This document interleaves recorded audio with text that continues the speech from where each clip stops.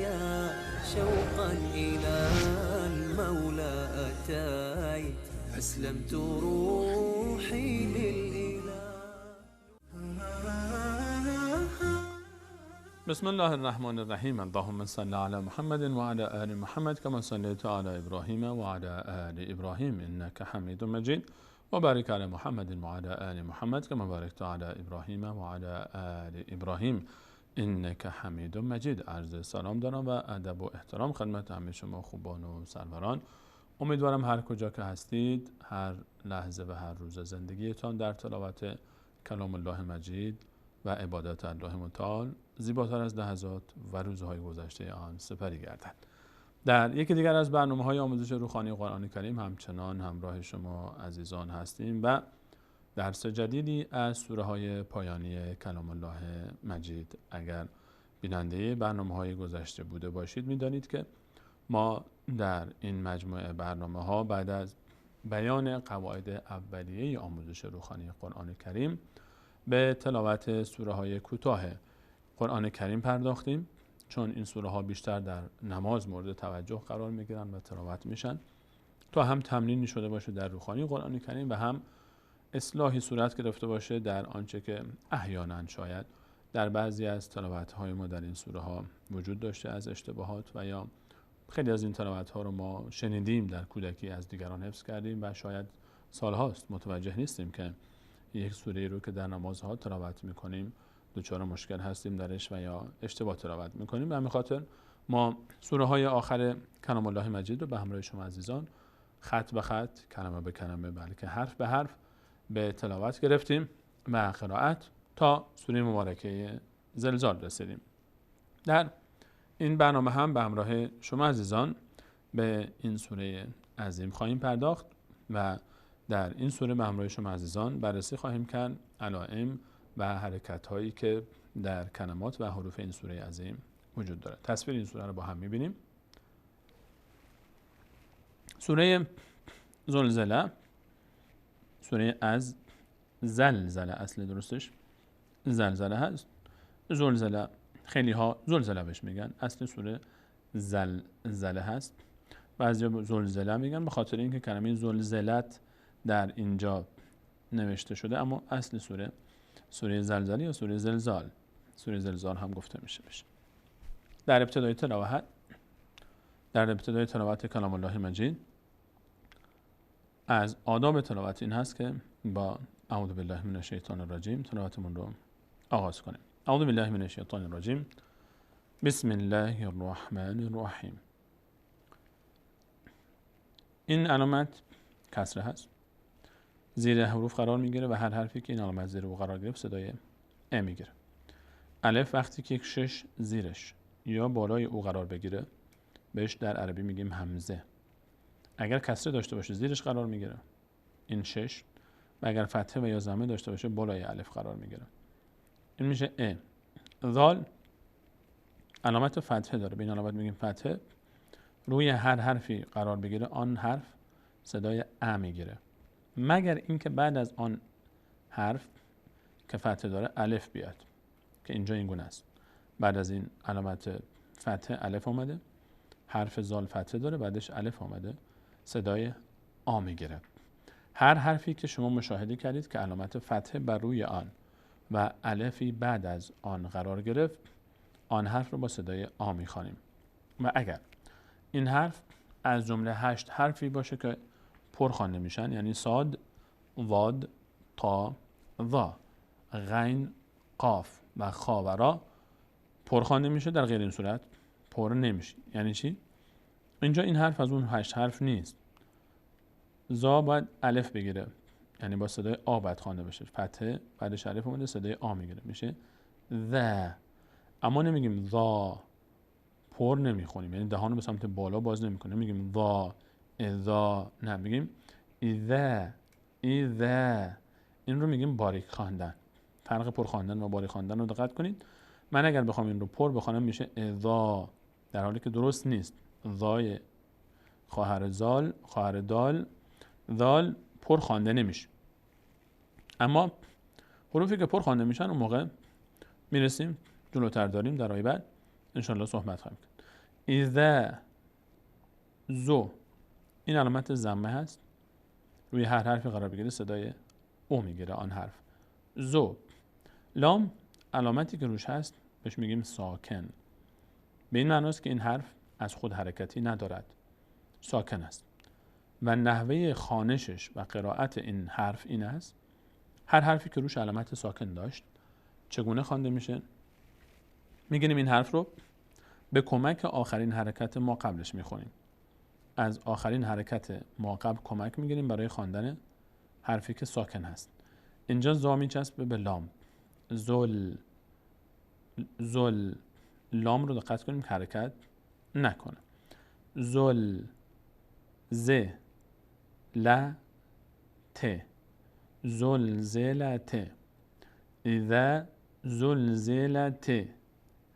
این الف که یک علامت صاد کوچک روی خودش داره، صاد از کلمه وصل گرفته شده اینجا و این الف رو بابش میگیم الف وصل. الفی که علامت صاد روی خودش داره به اسم الف وصل معروف است. الف وصل همان گونه که از اسمش هویداست، در هنگام وصل ما قبلش به ما بعدش خوانده نمیشه و همیشه این الف ما قبلش به ما بعدش قابل وصل شدن هست. به همین خاطر بهش میگن الف وصل.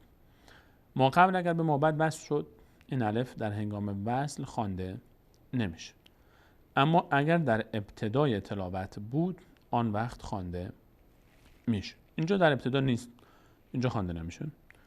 ت میچسبه به لام. تل. چرا؟ چون ساکن لام نیاز به آخرین حرکت ما قبل داره. الف که حرکتی نداره از کسره تا کمک میگیریم تل میشه. اذا زلزلت ا. این همزه فتحه داره میشه ا. را نیاز به کمک داره، فتحه ما قبل به کمکش میرسه. الف این همزه فتحش میچسبه به را. ضو. ضو. اذا زلزلت الارض. ضو. ز. لام ساکن نیاز به آخرین حرکت ما قبل میچسبه کسره ز به لام. زل. زل فتحه روی زا صدای ا میگیره، ولی چون بعدش الف آمده این فتحه تقویت میشه، صدای آ میگیره، چون الف هم جنس حرکت ا هست یعنی فتحه. اما این زا چون از آن 8 حرف صاد، ضاد، تا، ظا و غین و قاف و خا و را نیست پر خوانده نمیشه. فقط اون 8 حرف هستن که وقتی فتحه قرار گرفت روشون فتحه قرار گرفت و بعدشون الف، صدای آی اونها پر میشه. زل، زل، ز. ز نمیگیم زا، نه. زل، ز، ل.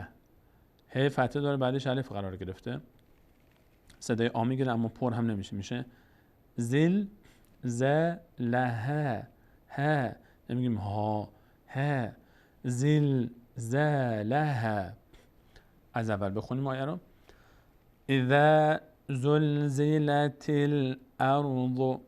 اذا زلزلت الارض زلزالها. اذا زلزلت الارض زلزالها. و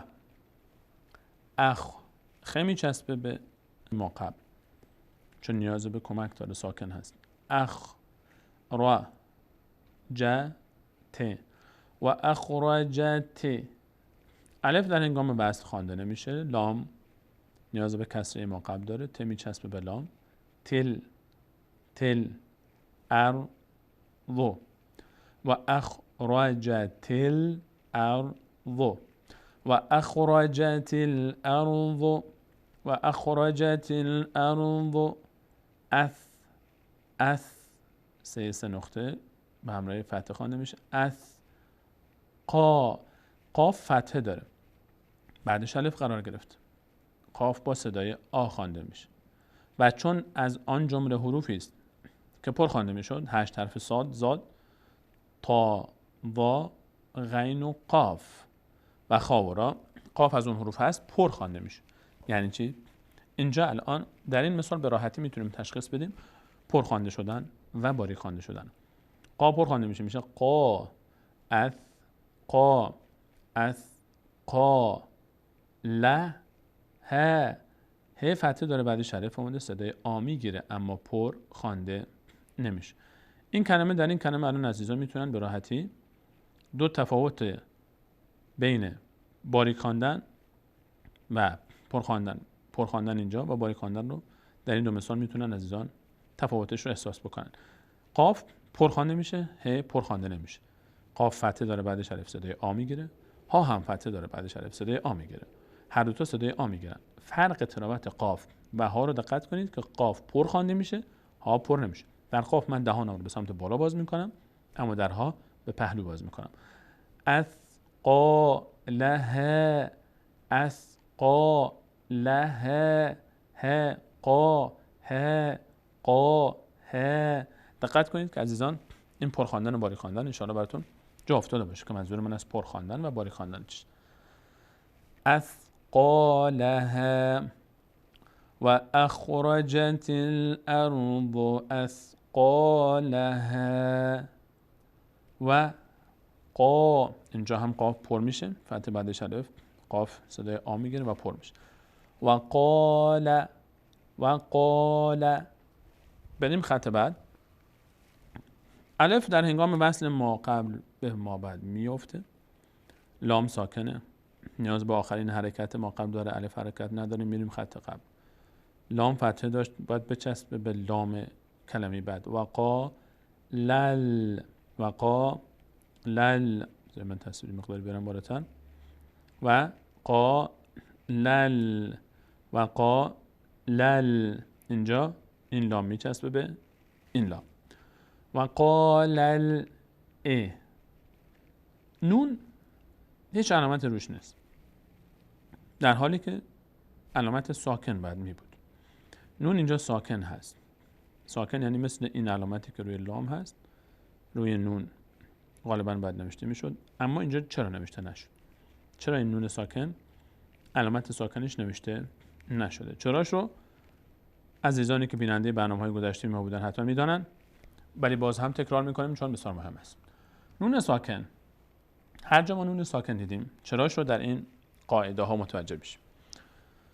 هر جا یک نون ساکن دیدیم، نونی که علامت ساکن روش هست، یا تنوین، دو تا فتحه، دو تا کسره یا دو تا ضمه که بهش میگیم تنوین، و اون هم در اصل یک فتحه بوده با یک نون ساکن، یک حرفی فتحه دار با یک نون ساکن بوده.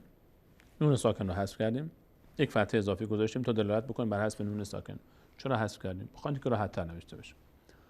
تنوین هم همون نون ساکن هست، یک نون ساکن داره آخرش، و همین خاطر میگیم نون ساکن و یا تنوین.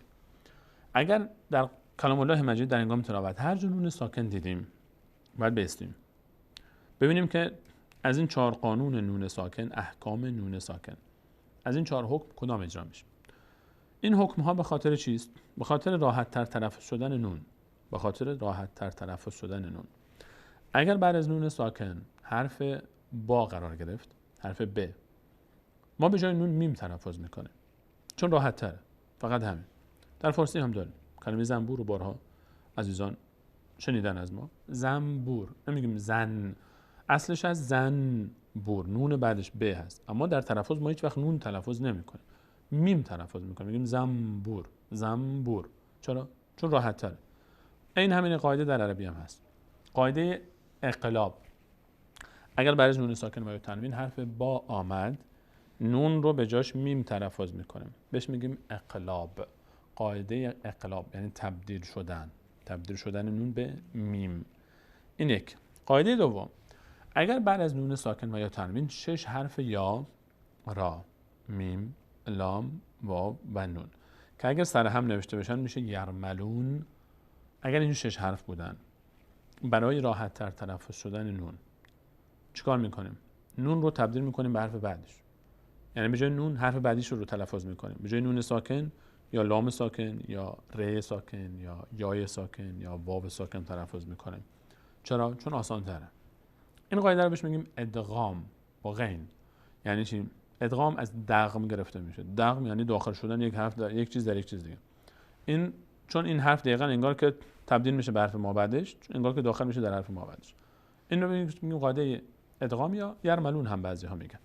قاعده سوم، اگر بعد از نون ساکن و یا تنوین 6 حرفی که از حلق ادا میشن حنجره بودند، چون در این حالت آسانه تلاوت کردن نون از مخرج خودش، نون همونطوری که هست ظاهر میشه، به این قاعده میگیم اظهار. اما اون 6 حرفی که از حلق ادا میشن چی هن؟ همزه، ها هی دو چشم، عین و ها هی جیمی، غین و خا. همزه و ها، عین و ها، غین و خا اگر بعد از نون ساکن و یا تنوین آمدن، آن نون ساکن و یا تنوین همونطوری که هست ادا میشه و اظهار میشه. اون رو بهش میگیم اظهار، قاعده اظهار، قاعده اقلام، قاعده ادغام و قاعده اظهار. اگر آمدیم بعد از نون ساکن ب نبود، حروف یرملون هم نبود، حروف حلقی هم نبود، بعد چیکار کنیم؟ قاعده چهارم اجرا میشه. قاعده چهارم چیه؟ قاعده چهارم اخفاست، مخفی کردن نون. یعنی نون رو از بینی ادا میکنیم، صدا رو میندازیم در بینی، یک مقداری هم روش مکس میکنیم، میایستیم، توقف میکنیم، نه که صدا قطع بشه، نگه میداریم صدا رو در بینی. به این میگیم اخفا، مخفی شدن. در نسخه عثمان طاها، نسخه‌ای که ما و شما از روش داریم تمرین میکنیم، شیخ عثمان طاها خطات این نسخه معروف الله تعالی ازشون قبول بکنه، برای اینکه این قاعده چهارم رو برای ما راحت تر بکنه کارش رو، هر جایی که نون ساکن و یا تنوین، مخصوصا نون ساکن، قاعده اخفا روش صورت بگیره، این ساکنش رو مخفی میکنه، نمی نویسه ساکنش، علامت ساکن که این گرده مثل دال کوچک هست روش نمیگذاره. مثال رو ببینیم با هم. الان ما در این مثال چی میبینیم؟ یک نون میبینیم، این نونه دیگه، این اول قبل سین نونه، هیچ علامتی روش نیست. علامتی چی؟ این علامتی ساکنی که بعد اینجا میبود مخفی شده، انگار ننوشته. چرا؟ به این خاطر که اینجا از اون 4 قانون چی اجرا میشه؟ قانون چهارم، یعنی اخفا. بعد از نون سین آمده، سین نه به هست که نون رو به میم تبدیل کنیم، نه حرف یرملون هست که نون رو به حرف بعدیش تبدیل کنیم، نه حرف حلقی هست که نون همونطوری که باید ادا بشه، بلکه قاعده اخفا صورت میگیره، نون از بینی ادا میشه، مقداری هم نگه میداریم صدا رو در بینی. اینطور میشه. س، سین فتحه داره، بعدش حرف صدای آ میگیره، اما از اون حروف نیست که پر خوانده میشه. س نمیگیم سا، پر میشد سا. س انسانو ما فتحه بعدش حرف صدای آ میگیره. ما لا ها فتحه بعدش حرف صدای آ میگیره، باز نمیم نها هیچ کدوم پر نمیشن به خاطر الفایی که گرفتن، چون از اون حروفی نیستن که پر خوانده بشه. از ابتدای آیه وقال الانسان ما لها، وقال الانسان ما لها یوم ما ذن، دو تا کسره زیر هم یعنی تنوین. به این علامت دو تا کسره با هم یا دو تا فتحه با هم مثل اینجا یا دو تا ضمه با هم بهش میگیم تنوین. در اصل اینجا در این زال یک زال کسره دار بوده، وجود یومئذ، یک نون ساکن هم بوده. به خاطر ساده تر نوشتن، راحت تر نوشته شدن، نون ساکن رو حذف کردیم، یک کسره اضافی جاش گذاشتیم تا دلالت بکنه بر حذف آن نون ساکن. به همین خاطر در هنگام خواندن وقتی میخوانیم یومئذ، به جای این کسره دوم یک نون ساکن در نظر میگیریم، میشه یومئذن ذن. الان نون ساکن داریم اینجا یا همون تنوین که بعدش حرف ت اومده. ما گفتیم در نون ساکن همیشه باید دقت کنیم که حرف بعدش چیست. ت از حروف یرملون نیست، حرف با هم نیست، حروف حلقی هم نیست. دقیقاً همون اتفاقی که برای انسان در کلمه قبل افتاد اینجا هم میفته، اخفا میشه. یعنی صدای نون رو باید از بینی ادا کنیم. یومئذ، این مقداری هم نگه می‌داریم صدا رو در بینی. یومئذ تو حد، این علامت رو بهش میگیم تشدید، از شدت میاد یعنی تکرار. دال در اصل دو تا دال بوده، اولی ساکن بوده، دومی کسره داشته، دومی با کسره سر جاشه. اولی دال ساکن حذف شده برای ساده تر نوشته شدن، به جای حذف برای اینکه دلالت بکنه شیئی بر حذف آن دال ساکن، یک علامتی به این شکل تشدید گذاشته.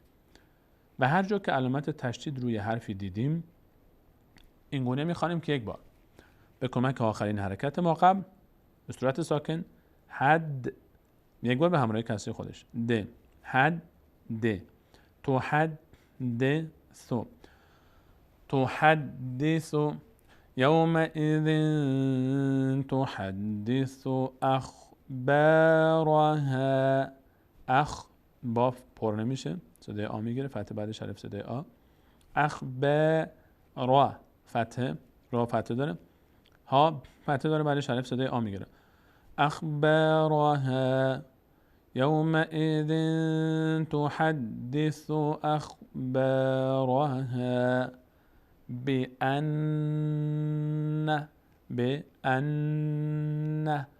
نون هر وقت تشدید داشت و همچنین میم وقتی که تشدید داشت در هنگام تلفظش مقداری صدا از بینی خارج میشه و روش نگه همی داریم صدا رو در بینیم. بأن ربک، بأن ربک او ح فتحه بعدش الف صدای آ میگیره، این الف کوتاه، این یا خوانده نمیشه. هر جا یایی دیدید که روش الف هست الف خوانده میشه، یا خوانده نمیشه. ح او حالها او حالها بأن ربک او حالها. خط بعدی رو بریم با هم ببینیم. یو ما ذن، اینجا تنوین بعدش یا آمده، حرف یرملون هست، به جای نون ساکن باید حرف بعدیشو که یا هست تلفظ کنیم. یعنی به جای اینکه بگیم یومئذ میگیم یومئذی، ذ این کسره دوم که نماینده نون ساکن بود به جاش یک یا میگذاریم. ذی یومئذی، یومئذی یس، یومئذی یصدر. الف در هنگام وقف، در هنگام وصل خوانده نمیشه. لام هیچ علامتی نداره، نه فتحه نه کسره نه بالا نه پایین، هیچ حرکت علامتی روش نیست. 4 حرف در قرآن کریم در مصحف شریف وقتی که 4 حرف واو، الف، لام و یا اگه سر هم نوشته بشه میشه والی، کلمه والی، واو و الف و لام و یا. اگر در مصحف شریف دیدید که علامتی بالا یا پایینش نیست آن وقت آن حرف خوانده نمیشه. فقط این 4 حرفن، غیر از این 4 حرف حرفای دیگه اینطور نیستن. ما الان در مثال بالا دیدیم که نون اینجا علامت ساکی علامتی نداشت، اما دلیل این که علامت نوشته نشده بود و گفتیم که اینجا اخفا میشد، به همین خاطر مخفی کرده ساکنش رو شیخ عثمان تاها خطات این مصحف شریف. اما لام، واو، الف و یا، این 4 حرف اگر در مصحف شریف هیچ علامتی نداشت خوانده نمیشن. نون تشدید داره، نیاز به آخرین حرکت ما قبل داره، لام حرکت نداره، الف حرکت نداره، را کمک میکنه به نون، را میچسبه به نون. یصدرن ناسو، نون تشدید داره، صدای فتحه بعدش هم الف صدای آ هم میگیره اما پر نمیشه. یصدرن ناسو اشتاتن، اینجا ت تنوین داره، تن بعدش لام آمده، از حروف یرملون نون تبدیل میشه به لام. تل، تن به جای تن میگیم تل. اشتاتل ل یو رو لیورو لیورو اشتاتل لیورو رو. این الفی کلمات صفر داره، هیچ وقت خوانده نمیشه، نوشته میشه اما هیچ وقت خوانده نمیشه. لیورو ا ما فتحه بعدش الف صدای آ ما لهم لیورو اعمالهم. این آیه را از اول بخونیم. یومئذ یصدر الناس اشتاتا لیروا اعمالهم. فمن، نون اینجا بعدش چی آمده؟ یا آمده، یا آمده، یا از حروف یرملون هست، از حروف یرملون هست. نون از بعدش حرف یرملون آمده تبدیل میشه به حرف ما بعدش. به جای نون ما یا تلفظ میکنیم اینجا. فمی، فمن به جای فمن میگیم فمی، فمی یعمل، فمی یعمل. یعمل فمن یعمل. اینجا چرا شاید این برای عزیزان جای سوال شده باشه که چرا منتها بعضی جاها که قاعده ادغام صورت میگیره در اینجا مثلا روی یا تشدید نگذاشت، در حالی که اینجا مثلا ادغام شد روی لام تشدید گذاشت. در ادغام ما لام و را، حرف لام و را، ادغام هم خودش دو نوع ادغام داریم. ادغام با غنه داریم، ادغام بدون غنه داریم. ادغام با غنه یعنی با نگه داشتن صدا در بینی، و ادغام بدون غنه. از این 6 حرف یرملون، یا، را، میم، لام، واو و نون، حرف لام و را، لر، لام و را، این دو حرف غنه نداره، یعنی وقتی که ادغام میشه خیلی طبیعی رد میشیم. اما در غیر این حرف 4 حرف یا، واو، میم و نون، اینها وقتی ادغام میشن صدا در بینی مخفی میشه گویی. دقیقاً همون حکایتی که برای نون ساکن اتفاق میفته در اخفا، در ادغام هم این گونه اتفاق میفته، انگار که بینی از بینی ادا میشه. به همین خاطر شیخ عثمان طه جایی که نون ساکن بعدش حرف یا، واو، میم و نون، این 4 حرف از یرملون قرار میگیره، ساکنش رو نمیگذاره و تشدید هم نمیگذاره، چون گویی که اخفا میشه. ببینیم این مثال رو. الان بعد از نون ساکن یا داریم، اما تلفظ چطوریه؟ نمیگیم فمن، یک مقداری صدا رو در بینی نگه میداریم. فمن یعمل، به همین خاطر گویی که در بینی مخفی میشه، به همین خاطر ساکنش هم مخفی، تشدید هم نمیگذاره شیخ عثمان طه. اما اینجا در اشتتل یورو دیگه نمیگم اشتتل یورو، نه، چون اینجا وقف نمیکنیم، در بینی نگه نمیداریم. جایی که ادغام با لام و را صورت میگیره در یرملون، شیخ عثمان طه علامت تشدید میگذاره. در بقیه 4 تا یومن یا، واو و میم و نون نمیگذاره. فمن یعمل مثقال، قاف پر میشه، فتح بعدش الف صدای آ میگیره و از اون حروفی که پر میشه. مثقال ذره، تنوین بعدش خ آمده از حروف فرقی است، اظهار میشه. ذره خیرا، اینجا باز تنوین داریم بعدش یا آمده، چی میشه؟ همون حکایتی که بالا فمن یعمل اتفاق افتاد، ادغام میشه. خیرن میگیم خیری، خیری یره، خیری یره، چون مقداری صدا رو هم در بینی نگه میداریم، اینجا تشدید هم نگذاشته شیخ عثمان طه. و من یعمل، دقیقاً اینجا هم مثل فمن یعمل بازم نون برش یا ادغام میشه. و من یعمل مثقال ذره، تنوین بعد شین آمده، اخفا میشه، اینجا از حروف اخفا صدا در بینی میره.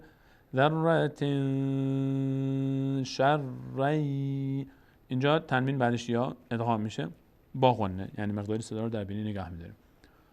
شریره، شریره. این سوره رو یک بار از ابتدا با هم بخونیم. بسم الله الرحمن الرحیم. اذا زلزلت الارض زلزالها واخرجت الارض اثقالها وقال الانسان ما لها يومئذ تحدث أخبارها بأن ربك أوحى لها يومئذ يصدر الناس أشتاتا ليروا أعمالهم فمن يعمل مثقال ذرة خيرا يره ومن يعمل مثقال ذرة شرا يره. آخر این آیه هم چون توقف کردیم ساکن میشه، همیشه آخر آیات وقتی توقف میکنیم ساکن میشه و حرکتش میافته. این هم از سوره مبارکه زلزال یا زلزله و انشالله که عزیزان این سوره رو هم کامل با دقت تمرین رو تکرار کرده باشن و مراجعه کرده باشن، انشالله که در تلاوت مشکلی نداشته باشن. عزیزان در درس بعدی همچنان با شما سوره های پایانی کلام الله مجید رو ادامه خواهیم داد و بعد از چند سوره باز از ابتدای سوره بقره شروع خواهیم کرد درسمون رو. انشالله که بیننده برنامه باشید تا هر سوالی که در روخانی قرآن کریم دارید برای شما پاسخ داده بشه و هر صفحه از کلام الله مجید رو که باز کنید بتونید به راحتی بخوانید و به دیگران یاد بدید. تا برنامه بعد، الله یار و نگهدار شما.